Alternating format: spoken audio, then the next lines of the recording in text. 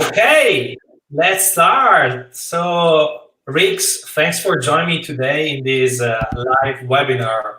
I think it's the first time for ViewLift going live on YouTube, so I'm very happy for for this occasion.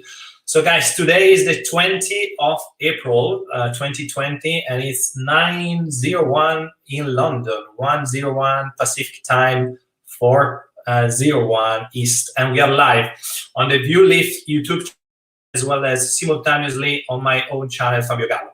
So the aim of this webinar, guys, is to give an overview of the current status of the OTT streaming industry, and most importantly, to look at the future. So what's going on in this uncertain time like we are living today in this, unfortunately, time with this dramatic pandemic. Rick Allen will give us his point of view on how media companies are really working harder to deliver entertainment into millions of households worldwide.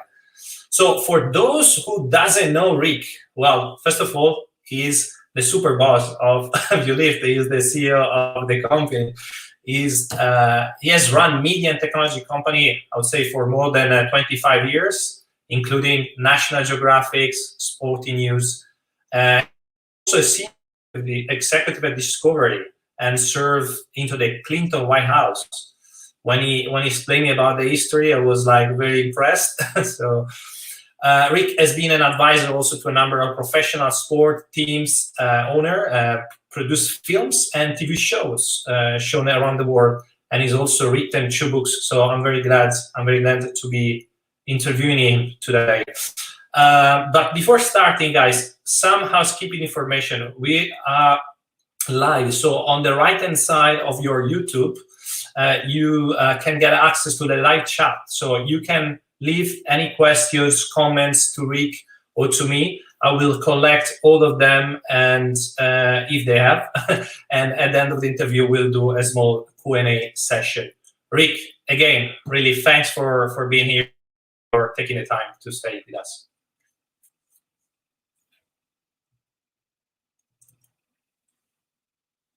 We don't hear the classical technical problems at the real beginning.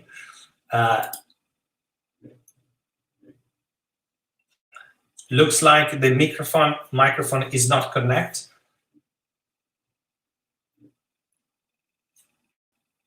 That's the beauty of being live. We actually, guys, we tested before and it worked perfectly. So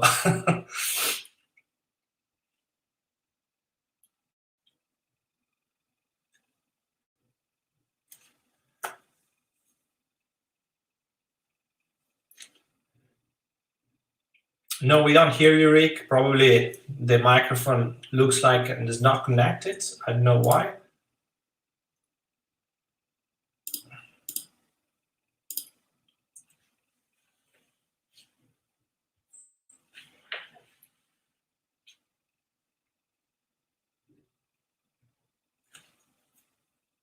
No, not yet. Not yet.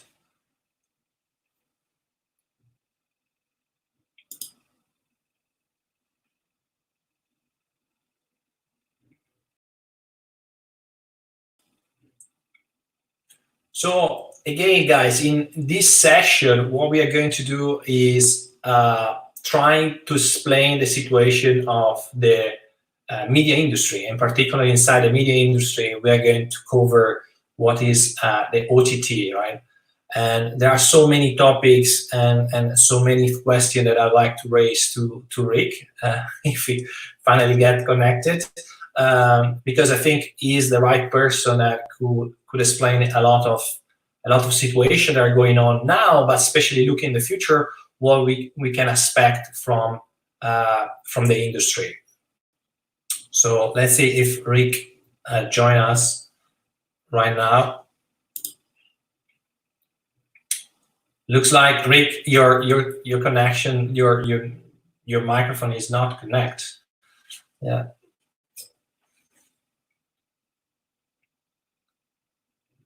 Yeah, try to reboot it. In the meantime, I will try to to talk about what we are going to talk today. So the situation for our point of view is quite clear. Unfortunately, there are some sectors like the sport media that is really affected by this pandemic. And actually, one of the few questions of today is really focus on what you can do if you are sport media brands in this specific moment. Another question probably would be around the filming industry and the movie industry. So trying to tackle that specific area, and then we will move on and trying to think about what are the new technology, the new innovation that are going on, etc. So Rick looks like he's back. All right. Is it working now? That's absolutely brilliant. That's perfect. All right. Now closed everything down, started it again.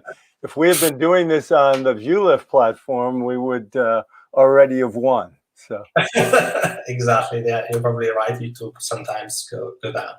So Rick, I'll start from the current situation in which many media and entertainment companies are living. Actually, what I see is it's quite, a complicated matter, because if from one side, sport media companies are really blocked, are suffering a big hard stop because basically they cannot go live, they have live streaming going on. On the other side, on the flip side of it, more traditional media companies, and we are living, if you live that every single day, are literally booming the audience, mainly due to the fact that the worldwide population is at home, is locked down. So first of all, Rick, what's your view? What's the situation right now? Well, it's a little bit like the impact of the disease that started these circumstances in and of itself, right? Individual results are varying pretty tremendously. And you're right that it's bifurcating in the industry sectors. So on the media side, because they're not turning on live events, it's easy for them to provide programming they already had in their production and post-production streams. And so we're seeing really great success from media entities whose subscription services or ad-supported services are up 10, 20, 30%. We had a brand new streaming service launch a couple of months ago. They're already up over 200,000 subscribers, and they haven't really even started their major marketing. And that's for a service that's priced at about the same price as Netflix. So terrific success stories on the media side. Sports side, as you said, when you don't have live sports, very, very difficult to command the kinds of audiences as sports fans that you get when sports are live. But under both circumstances, I think content companies understand that digital is the way to go. And so they're exploring what new digital tools are available to really engage their fans and viewers more intensively. And we will talk a little bit more in depth on that specific area, because there is a nice, very cool actually initiatives that you actually start to lead on, but I will jump that in a moment. Now let's move a little ahead and try to see what could happen in the next months, right? We clearly don't have the crystal ball to see the future, likely, but we can try. So how do you see the media landscape? I'm asking you this question because even if right now media companies are experiencing a huge increase in the watch time, every data can confirm that. In the long run, and without new series, episodes, movies, live events, and so on, we probably definitely arrive in a point in which new and fresh content will be scarce. So, how do you believe this issue will affect media companies, and what's your view for the coming months? Well, you're exactly right. I mean, you can't just flip a switch and suddenly have fully produced new content ready.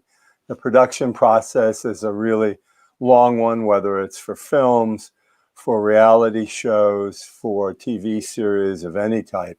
And it's going to take a while for that process to gear back up again. There are some shows in the pipeline, but they've got to reassemble their crews. Even if they're in post, it's going to take a while to generate. For sports, we expect that sports will resume, live sports, but it's unclear the circumstances. Are they going to come back in stadia in front of live audiences, in front of 100,000 fans? Or will they start out playing in empty arenas and stadia? All of those things will be determined over the next number of months as we start to come back from this crisis. But what I think it really means for everyone in every sector in the media landscape, and sports is part of media for that purpose, they have to think about how are you going to come back stronger than ever as a provider to your audience? How can you start to work through digital tools now that will allow you to come back no matter what the circumstances are? Use your archived content in new and intriguing ways. If you're in sports, come back with something new for the fan, perhaps something that actually captures closer to what the live experience is to be there for the game itself. And now is a great time to be working on the technical challenges that presents, really conceive of a strong product, and think about how you'll market it to your audience and communicate with them when you're coming back live stronger than ever. Yeah, and we were talking, I think, yeah, by phone together. We were actually mentioning how really innovation can be the driver and for the future and for the future months, not for in 5 years. So that's absolutely true. So Rick, as the CEO, one of the leader video OTT streaming provider, you're supporting a bunch of clients, not just in the US. Of course, we are in Europe, but we are in Asia, we are in India, we are pretty much everywhere. Are there any geographic areas that you are foreseeing that are booming really more than others in this moment, particularly this moment? And if you focus on the demand of content and the rise of the new OTT platforms, can you tell us, if you are foreseeing a shift, from instance, from Europe to Asia, or from US to Asia, or wherever you see that? Well, I think you're right. We are, as you said, a global company. We're on every continent now except Antarctica, and there aren't a whole lot of subscribers among the penguins. So you're seeing content companies get into OTT from all parts of the world. And you're also seeing new sectors. We've talked about media and we've talked about sports, but there are many other sectors using over-the-top technology to reach their audience. They're consumer brands, they're education and lifelong learning companies, they're nonprofits, they're all of those sectors. And I think what we'll see is when we open back up again as full economies worldwide, you've talked about the shortage of freshly produced content.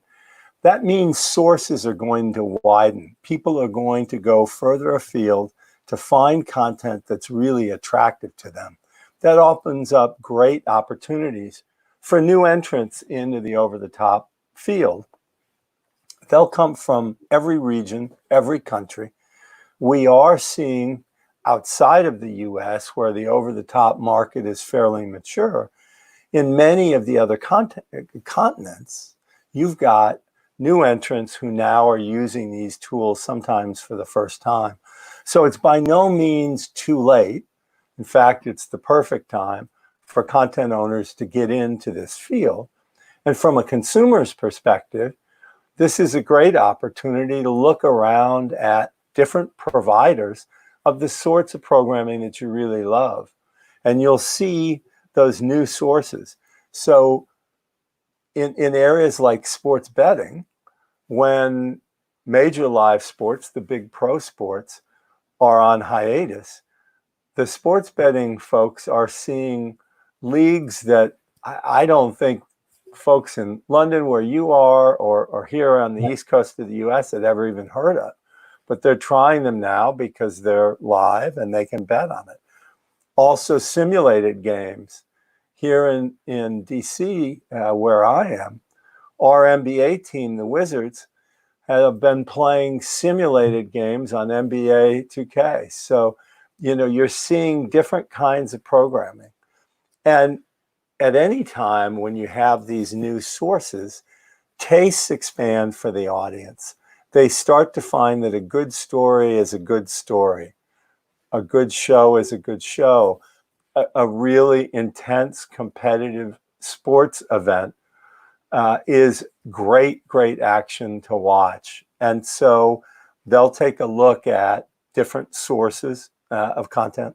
And we're seeing new power players emerge from those markets that you mentioned. We've got two tremendous movie and television studios in India, Hoichoi and Arha Media. They've done wonderful programming on a global basis. And it really proves that you can enter the market from any of these home economies with stories that resonate with viewers from around the world. Yeah. So, Rick, you know me. So I'm one of the believers that, you as a company, you should focus creating direct-to-consumer brand today more than ever. Today is the right moment to move. So how is it important, the brand positioning in a always more crowded market? So I'm actually seeing almost every day the rise of new over-the-top solution in the market. So what's your take on that? Well, I think you're right.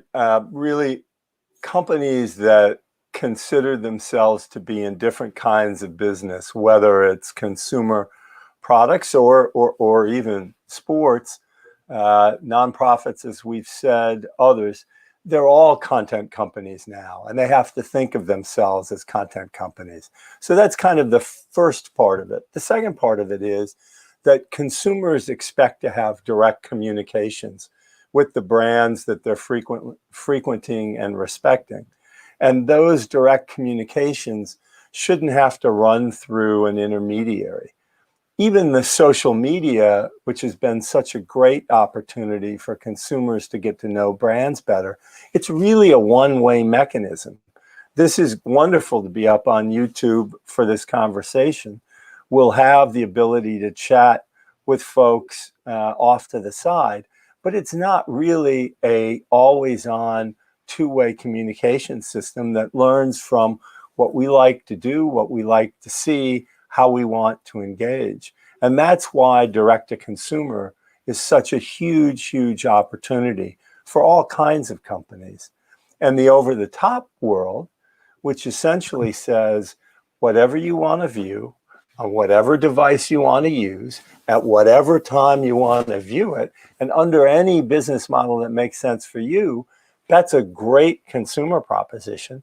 And now companies can satisfy that urge by using these tools. Yeah.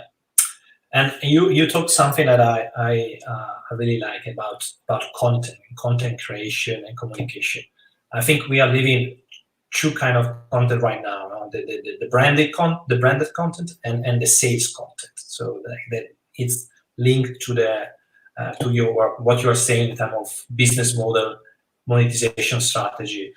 And talking about that specifically, now, what do you think would be the best user acquisition strategy, for instance, from a media company perspective? What are the main areas should we have a look at?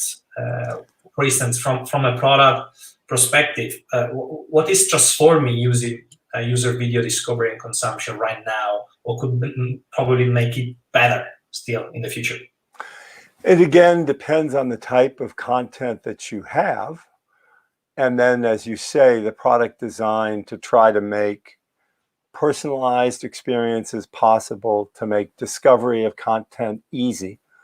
But from the position of a client, of a content company, it starts by analyzing who your viewers or fans are. What are your communications tools with them? Could be email, could be bundling with season tickets. It could be any one of a number of devices. And setting up a feedback loop where you're building a product that satisfies your fans' needs, and then constantly looking at the data and adjusting. And that's really how we've built our interface, our dashboard for our clients, so that they can see, where are my users coming from? Where am I acquiring them? What's their lifetime value? And how do I optimize that whole acquisition process and then keep them in my environment longer and make them even more satisfied? And so that's a combination of knowledge of the customer and the right digital tools to be able to build up that relationship. Yeah, and I think you mentioned a very good point here about data, right? So when many companies approach us and ask us, hey, Fabio, Rick, can we launch this product? Can we launch this solution in the market? What do you think? What would be our acquisition strategy? From where we should start from the product, from the marketing? There's always this discussion, and it's absolutely interesting because everyone has his own view and his own strategy. But data is clearly probably the real first point where, in my opinion, companies should really start from. Understanding your buyer persona, right? So who Yes. you are focusing on, and trying to create a community around your brand, as you mentioned before, creating something that could be unique for the end user, and trying to engage as much as possible. Now, I want to go back to sport. You know that I'm a sport fan, and I have a lot of background in sport. So unfortunately, this sport is really suffering by this economic downturn due to this COVID-19. So how sport companies can mitigate the situation? We have been talking in the last weeks, I think, for a while about this specific topic, and I'm asking you this question because you mentioned in the first answer something that I want to ping you up. You actually are particularly sensitive on this topic. You are also a sport fan. You're based in Washington. You follow both NBA and NHL. And so, in terms of sports right now, what kind of initiative you have led and you are incentivized in this moment, specifically clearly with our network of clients, but could be possibly also outside of it? Well, if you think about how we're all experiencing this time, the health crisis, the economic uncertainty, you have to rally around your family, you have to rally around your community. For us, it's rallying around our clients. That's important for our business. It's the key. And we recognize particularly the sports clients are having the challenges that you outlined. So we set up a working group with our sports clients. And we said, let's share best practices among this group of sports services. Let's take a look at creating new programming for you while you don't have live events. So we've set up a sports film festival because we had access to great sports films, which we can provide to our clients uniquely as a tech platform. We've had our clients talk to one another about exchanging programming so that they can present great games in a different sport and provide it to their fans as new and fresh content. They're talking about production collaborations. Can we make series that have a similar theme but play out across multiple sports, multiple geographies?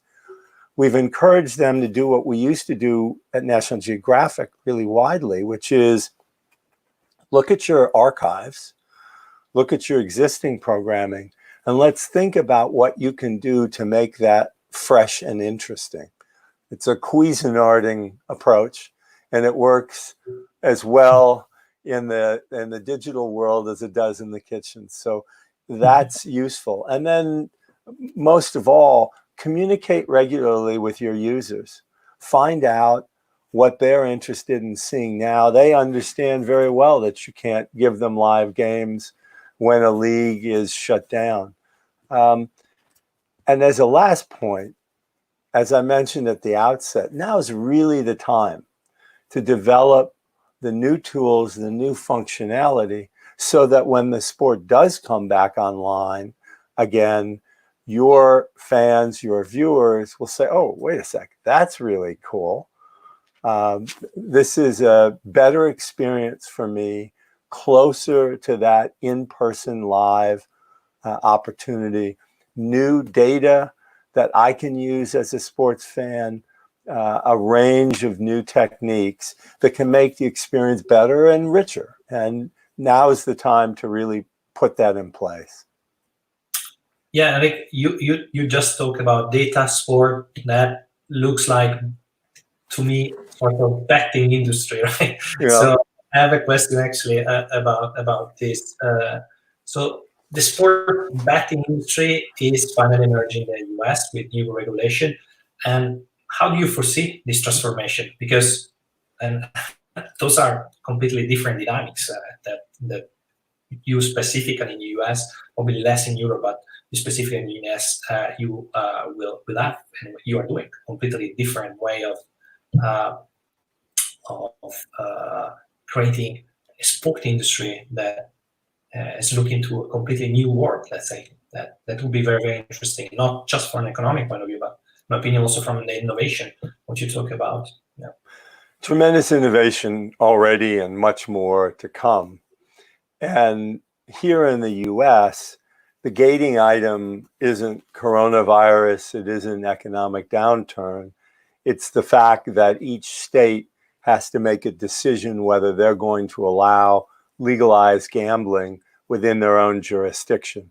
So that whole process will proceed in accordance with its own calendar. But there are quite a number of states which have already legalized sports gambling. And I think you'll see an expansion in the months to come. So what does that mean? That means for those folks who want to bet on sports, that opportunity is going to be made available. I think the holy grail lies in the fusion of the aspects of sports and sports programming, which are key. And that is, are you going to be able to provide video? Are you going to be able, in the same experience, to provide data which is aimed at the consumer, which I, as a fan, can use to deepen my experience with the game I'm watching?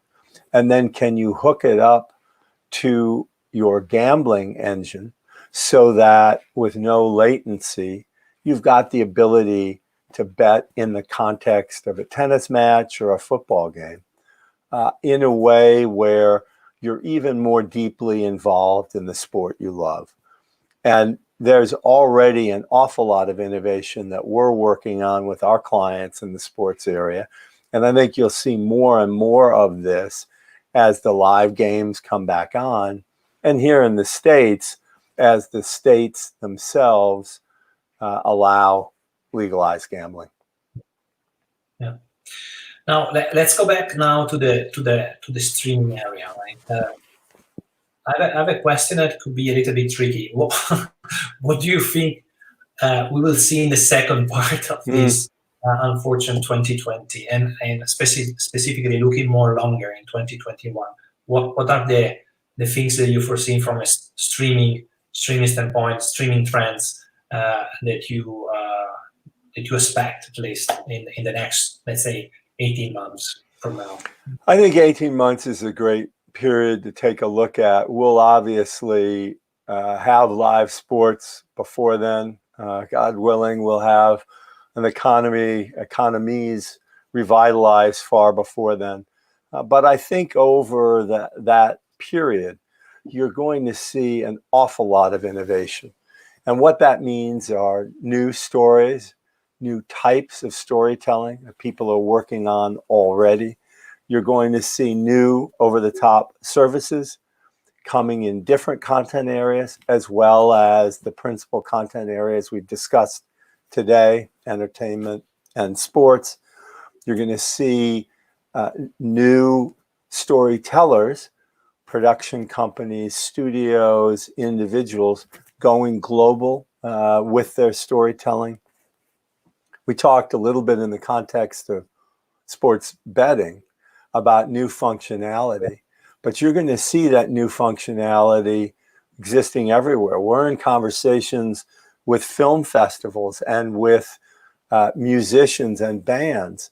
How are they going to reach their fans under circumstances where for some time people may feel a little uncomfortable about being crammed in with 20,000 or 100,000 fellow fans in a live experience? How do you replicate that? How do you make it not only nearly as good as live, but allow you to do things that you couldn't do in a live context? And so all of those things you're going to see out of this time period. It's just a historical fact that when systems go through this kind of shock, innovation's unleashed. And so from our perspective at ViewLift, we want to be there to help that process, to help people think about the functionality that they need to be able to reach their audiences, how to do it in a way where the technology is tested and scalable, and how to be able to have that data flow again back to the client so that they can constantly act as an operator and really move their businesses intelligently into the future. Interesting. You know that I don't like to talk about our own company, but this question, I really want to make it because I think it's a lot of sense. So ViewLift is definitely a company that is growing internationally, is growing with you mentioned few of our new important clients. In terms of ViewLift, what's the next move, Rick? Where the growth strategy of the company will be focused? Don't unveil completely the strategy to the world, but maybe you can tell us something about the company and where do you think we should look at ViewLift next.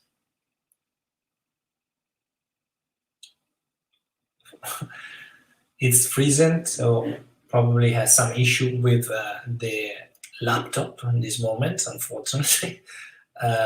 Yes, indeed, because he shut down. So clearly the most important question, we need to wait, the suspense. Stay tuned because this is very interesting.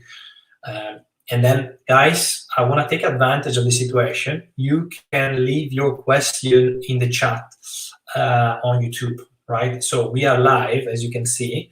So you can leave your comments, you can leave any questions because we are running at the end of this conversation with Rick Allen. So if any of you has some question, please do it now. Is the right moment. We have still probably a few minutes before Rick coming back, and I think he's already back. Actually, he's back. So I was joking because I was the computer crashed properly in the most important question probably. So I don't know if you heard the question, Rick, but so I was asking basically, yeah, doesn't look that the question can be made, but let's see, he's back. Perfect. So I was asking, like, so ViewLift is growing. Is growing domestically, internationally. What's next for ViewLift? Where do you foresee this growth strategy? Well, thank you. And again, apologies for technology, which isn't ours. So we want to be a leader. We want to be a great partner for our clients, and we want to help them move into this new and largely unknown future, but where we expect that there'll be great innovation. And so we'll do more in sports and entertainment. We'll do it with existing leagues, existing teams. We'll also move beyond sports and entertainment, working with nonprofits, as we've discussed. We're talking to retailers, as you know, you've been central there, consumer products brands, in education, lifelong learning, all of these services and goods where people realize that storytelling and content are key to them. We're going to see new innovation. We've talked about a number of them today. That'll come from the really big companies like our client NBCU, but it's also going to come from smaller and newer entities from all over the world. And what we want to do is take our toolkits for them and give them the opportunity to really present like a big broadcaster, but on a small, young, growing company's budget. And if we can do that, then we're going to be providing all of this wonderful content to audiences all around the world. And I think you're going to see services appeal globally, but also start to drill down hyper locally. So you'll have, as we have with our client Monumental Sports Network, they really serve the Maryland, Virginia, Washington, D.C. area. And they provide the one place where you can see all the great local sports going on in that area. Those sorts of approaches, as big as the globe, as small as your neighborhood or community, are going to be empowered by over-the-top and direct-to-consumer approaches. But what do you think, Fabio? You're one of the leaders of our company and a longtime leader in this sector. How do you see it playing out? I think localization for sure is one area. Absolutely, is probably the biggest area you mentioned. And we also see the big giants like Netflix, Disney, etc. They're investing at the end of the day. They're investing in localized production. Mm-hmm. So I think that part of it is very interesting and very powerful. I also see a lot of innovation that can be, let's say, can go together with the OTT. A lot of innovation around the OTT, but then beneficial the whole industry, from marketing to product to other technologies, etc. That all together can bring and leverage the experience of the end user. So definitely, I see that. I'm asking people for questions. So there is a question coming in and says, "Thanks for the great work, guys. What are, in your opinion, the most important area I should look at when choosing a perfect OTT platform provider for my business?" So this is Dana. This is called, that is writing. Thanks, Dana, for the question.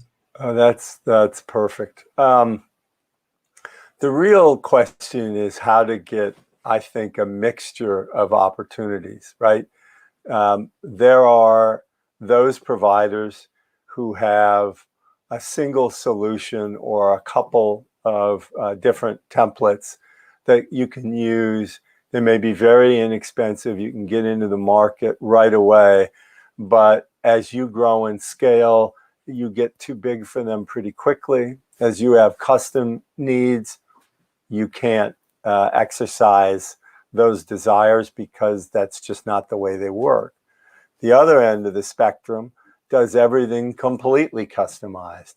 And if you're going to go in that direction, you had better be extremely large and have a very robust budget. We've tried, in the kind of Goldilocks analogy, we've tried to be just right at ViewLift for our customers to give you the ability to stand up a service in a matter of days, which used to take up to a year to do, to get into the marketplace quickly and cost effectively.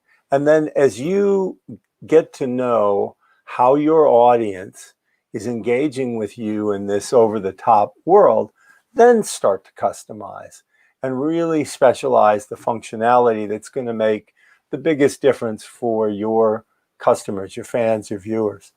And so I think seeing if all of that is with a single provider is really key.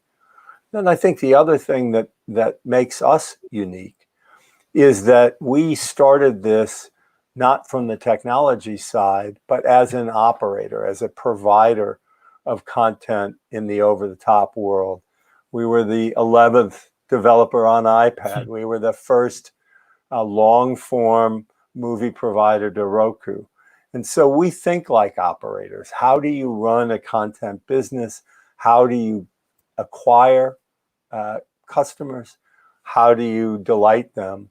And how do you use that data feedback loop in ways that help you grow your business? If you can find those aspects with your technology partner, then you're probably on the right path. Yeah, and I'm happy because there are a few other questions that are coming in. Right. So let's see if we can wrap up. I'd like to know, what do you think? This is Ali. So thanks, Ali. Is the greatest synergy between customer support and marketing? So. Well, you know what? They have to work hand in hand, right? Because marketing is your push to your audience, and customer support is the feedback coming back from the audience. There are so many aspects of this. One is to pull in quality of service into the dashboard that you as the client are getting from your technology provider, so that your customer service representatives can tell at a glance if it's an underlying problem with somebody's connection or if there are other issues that are impacting service. That's really vitally important.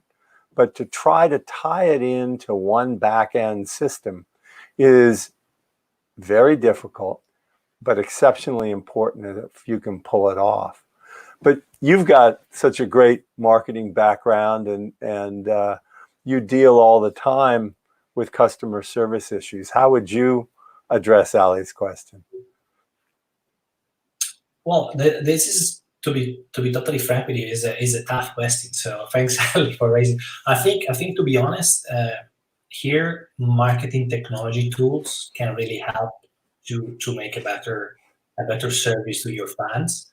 The good thing is not just because I'm working at ViewLift, but we already pre-integrated a lot of marketing technologies that actually are helping our clients' customer support to do a very, very good service. And this automation of marketing and all these tools are really empowering the customer support representatives to do always a job. And of course, having the possibility to have the single user view also is quite important, because you can definitely enter in almost inside the spectrum of each individual user. So that's where exactly you can do a better job at the end of the day with your customer support. Two other questions here, Rick. I'm sorry to too longer. So leagues could learn from esport to replicate live experience when it isn't available. What can OTT media companies do in anticipation of this? I missed what can OTT do in anticipation of this? So Brandon asking, leagues could learn from esport to replicate the live experience when it isn't available. Yes. So basically, he's asking if esports can replicate or can replace sport. Well, that I mentioned that in the context of simulated games, and so that is a great opportunity for sports now to take the matchups between rival teams and play the games out in an esports environment. But there are other aspects that I think the questioner is getting at, and that is again, use of data, use of new platforms and new ways of finding your customer. And the whole growth of esports is in and of itself a tremendous area in the over-the-top environment, because you've got the same mechanics, the same aspects of the relationship between athlete and fan, the leagues and team structure, but they're so much newer, and that allows them greater innovation where they can learn from team sports, traditional sports, but also take us in new directions. And I think you're starting to see that with some of the lifestyle programming that's coming out of esports, some of the integration of sponsors into product. I think you're starting to see it within the in-stadium experience and replicating that out of the stadium. All of those areas, that's such a fertile mix to go back and forth from team sports to esports. So I think it's a great question and will be a very fun area that will be played out in the over-the-top environment.